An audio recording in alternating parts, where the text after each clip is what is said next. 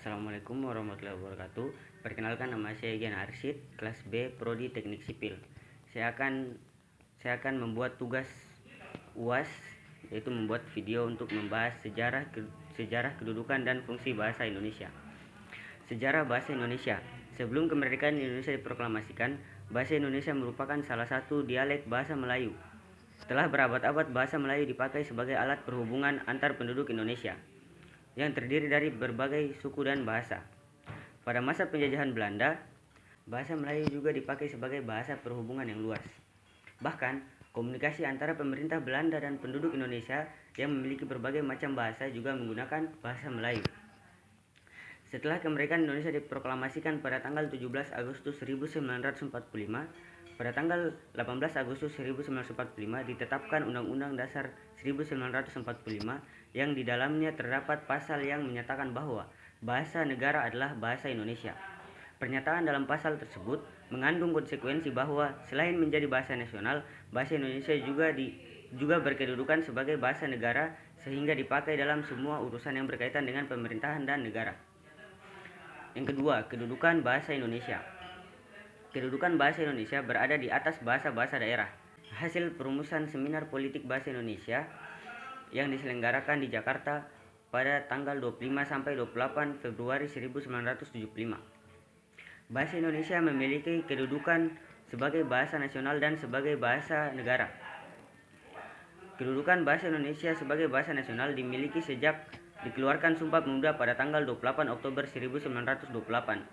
Sedangkan kedudukan bahasa Indonesia sebagai bahasa negara dimiliki sejak diresmikan Undang-Undang Dasar 1945, yaitu pada tanggal 18 Agustus 1945 dalam Undang-Undang Dasar 1945 Bab 15 Pasal 36 tercantum bahwa bahasa negara ialah bahasa Indonesia. Kedudukan bahasa Indonesia di negara Republik Indonesia selain sebagai bahasa persatuan juga sebagai bahasa negara atau bahasa nasional dan sebagai budaya. Fungsi bahasa Indonesia itu adalah pemersatu suku bangsa yang beraneka ragam yang ada di Indonesia. Bahasa Indonesia telah mampu mengembang fungsinya sebagai sarana komunikasi modern dalam penyelenggaraan pemerintahan, pendidikan, pengembangan ilmu, teknologi, dan seni. Komunikasi berhubungan pada berbagai kegiatan masyarakat telah memanfaatkan bahasa Indonesia di samping bahasa daerah sebagai wahana dan peranti untuk membangun kesepahaman dan persepsi yang memungkinkan terjadi kelancaran pembangunan masyarakat di berbagai bidang. Yang ketiga yaitu fungsi bahasa Indonesia. Adapun fungsi bahasa Indonesia menurut para ahli terbagi menjadi dua, yaitu yang pertama, menurut buku Arifin, kedudukan bahasa Indonesia sebagai bahasa nasional memiliki fungsi diantaranya. Yang pertama yaitu lambang kebanggaan kebangsaan. Di dalam fungsinya sebagai lambang kebanggaan kebangsaan, bahasa Indonesia mencerminkan nilai-nilai sosial budaya yang mendasari rasa kebangsaan. Yang kedua yaitu lambang identitas nasional. Bahasa Indonesia fungsinya adalah identitas nasional yang mengarah pada penghargaan terhadap bahasa Indonesia selain bendera dan lambang negara. Yang ketiga yaitu alat perhubungan antar warga, antar daerah, antar budaya. Bahasa Indonesia memiliki peranan yang vital di masyarakat umum dan nasional. Yang keempat yaitu alat pemersatu suku budaya dan bahasanya. Bahasa Indonesia sebagai alat pemersatu suku, budaya, dan bahasa, maksudnya bahasa Indonesia memungkinkan keserasian di antara suku-suku, budaya, dan bahasa di Nusantara tanpa harus menghilangkan identitas kesukuan dan kesetiaan kepada nilai-nilai sosial budaya serta latar belakang bahasa daerah yang bersangkutan. Indonesia sebagai bahasa negara memiliki fungsi diantaranya. Yang pertama, bahasa resmi kenegaraan. Maksud dari bahasa Indonesia sebagai bahasa resmi kenegaraan yaitu bahwa bahasa Indonesia dipakai di 290 prosiding seminar nasional di bulan bahasa UNIF 2015 dalam kegiatan resmi kenegaraan seperti upacara, peristiwa, dan kegiatan kenegaraan baik dalam bentuk lisan maupun dalam bentuk tulisan. Yang kedua yaitu bahasa pengantar dalam pendidikan. Bahasa Indonesia memiliki fungsi vital di dunia pendidikan di Nusantara ini, mulai dari taman kanak-kanak sampai dengan perguruan tinggi di seluruh Indonesia, kecuali pada daerah-daerah tertentu yang masih menggunakan bahasa daerah sebagai bahasa pengantarnya seperti Aceh, Batak, Sunda, Jawa, Madura, Bali, dan Makassar. Akan tetapi hanya sampai tahun ketiga pendidikan sekolah dasar.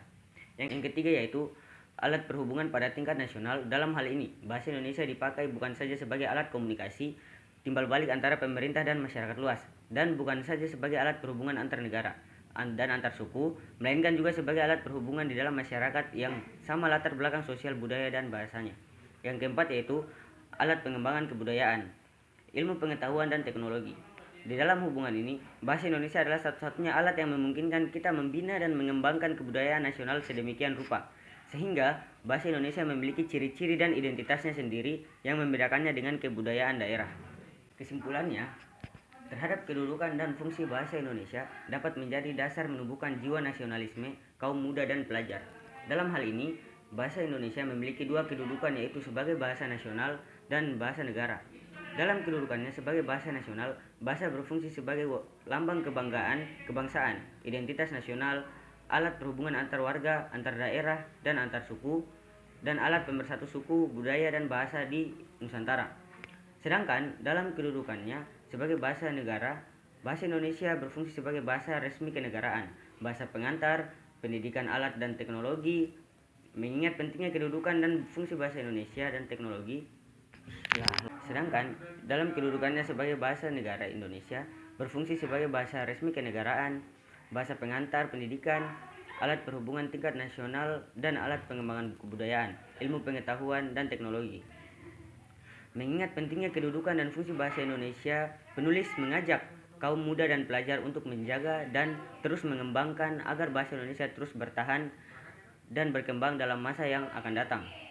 Bahasa Indonesia adalah bahasa resmi Republik Indonesia sebagaimana disebutkan dalam Undang-Undang Republik Indonesia 1945 pasal 36, yaitu bahasa negara adalah bahasa Indonesia. Sejarah bahasa Indonesia telah tumbuh dan berkembang sekitar abad ke-7 dari bahasa Melayu yang sejak dahulu sudah dipergunakan sebagai bahasa perhubungan, bukan hanya di Kepulauan Nusantara, melainkan juga di seluruh Asia Tenggara. Materi yang kedua yaitu pembentukan dan perluasan kalimat. Pertama yaitu unsur-unsur pembentuk kalimat. Dalam unsur-unsur pembentuk kalimat terdiri dari beberapa judul, yaitu yang pertama kata. Kata merupakan morfem atau kombinasi morfem oleh bangsawan, dianggap sebagai satuan terkecil yang dapat diujarkan sebagai bentuk yang bebas, misalnya saya, duduk, makan, dan lain-lain. Judul yang kedua yaitu frasa. Frasa merupakan gabungan dua kata atau lebih yang bersifat non-predikatif, misalnya gunung tinggi, sapu tangan, anak pertama, dan lain-lain. Yang ketiga yaitu klausa.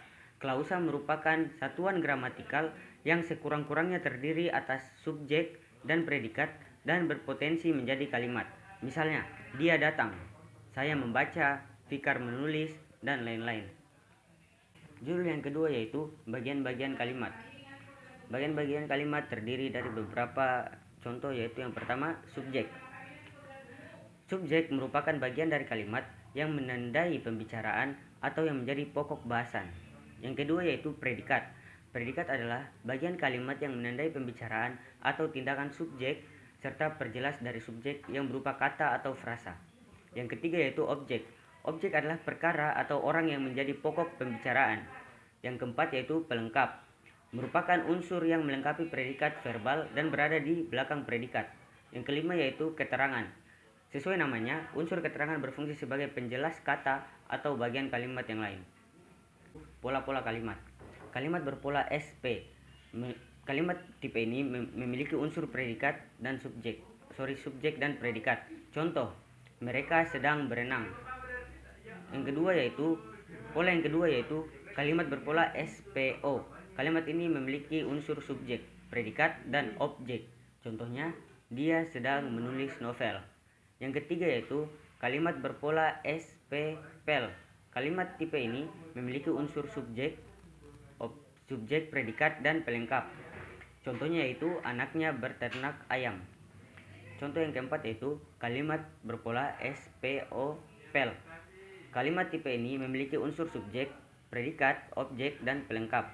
Contoh, dia mengirimi saya surat. Kalimat yang kelima yaitu kalimat berpola SPK. Kalimat tipe ini memiliki unsur subjek, predikat, dan harus memiliki unsur keterangan karena diperlukan oleh predikat. Materi yang keempat yaitu macam-macam dan perluasan kalimat. Yang pertama yaitu kalimat tunggal, merupakan kalimat yang terdiri dari satu klausa. Yang kedua yaitu kalimat majemuk, adalah kalimat yang berpola dua atau lebih. Setiap kalimat majemuk mempunyai kata penghubung yang berbeda, sehingga jenis kalimat tersebut dapat diketahui dengan cara melihat kata penghubung yang digunakannya. Berikut ini jenis-jenis kalimat majemuk, yaitu yang pertama, kalimat majemuk setara adalah penggabungan dua kalimat atau lebih kalimat tunggal yang kedudukannya sejajar atau sederajat. Yang kedua yaitu kalimat majemuk rapatan, adalah gabungan antara beberapa kalimat tunggal yang karena subjek, predikat, atau objeknya sama. Yang ketiga yaitu kalimat majemuk bertingkat, yaitu penggabungan dua kalimat atau lebih kalimat tunggal yang kedudukannya berbeda. Yang keempat yaitu kalimat majemuk campuran, yaitu gabungan antara kalimat majemuk setara dan kalimat majemuk bertingkat. Yaitu yang pertama, kalimat tersusun atas kata, frasa, dan klausa. Yang kedua yaitu setidaknya kalimat memiliki subjek dan predikat. Yang ketiga yaitu bagian kalimat selain subjek dan predikat, yaitu objek, pelengkap, dan keterangan. Yang keempat yaitu subjek adalah yang menjadi pokok pembahasan. Yang kelima, predikat adalah bagian yang menandai pembicaraan. Yang keenam, objek adalah orang yang menjadi pokok pembicaraan. Yang ketujuh yaitu pelengkap adalah unsur yang melengkapi predikat verbal. Yang kedelapan yaitu keterangan.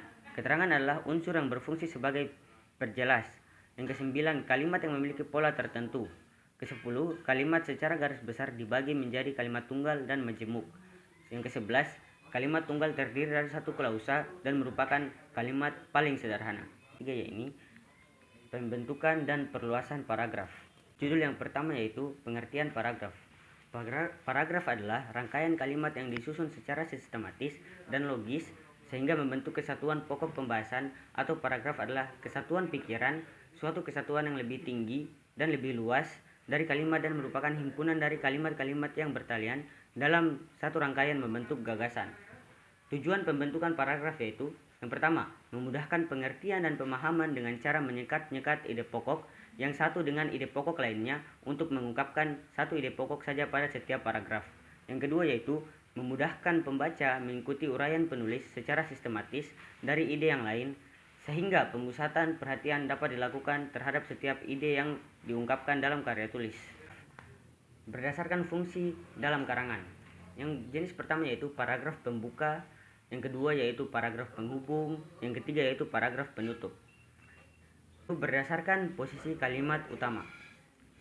Jika berdasarkan posisi kalimat utama, paragraf terbagi menjadi 4. Yang pertama yaitu kalimat deduktif, yang kedua induktif, yang ketiga deduktif dan induktif, yang keempat paragraf penuh kalimat utama, dan yang ketiga berdasarkan sifat isinya.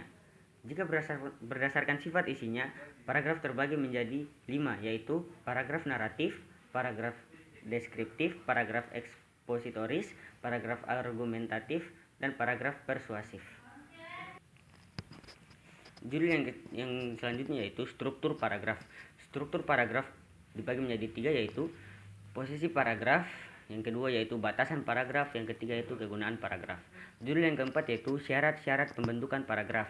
Yang pertama yaitu kesatuan atau unity, yang kedua kepaduan atau koherensi, dan yang ketiga adalah kelengkapan. Materi selanjutnya yaitu ragam bahasa, ragam ilmiah, dan ragam sosial. Yang pertama yaitu pengertian ragam bahasa. Menurut peraturan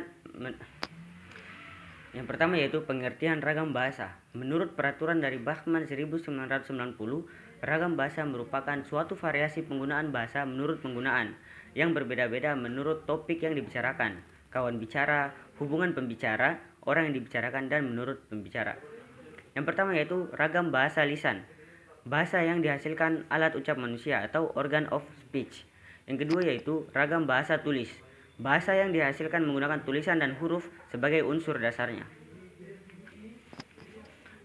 Selanjutnya yaitu fungsi ragam bahasa. Yang pertama yaitu untuk menyatukan ribuan bahasa. Yang kedua yaitu sebagai alat pemersatu hubungan antar budaya. Yang ketiga yaitu untuk menyatukan beragam kelompok etnis yang berbeda.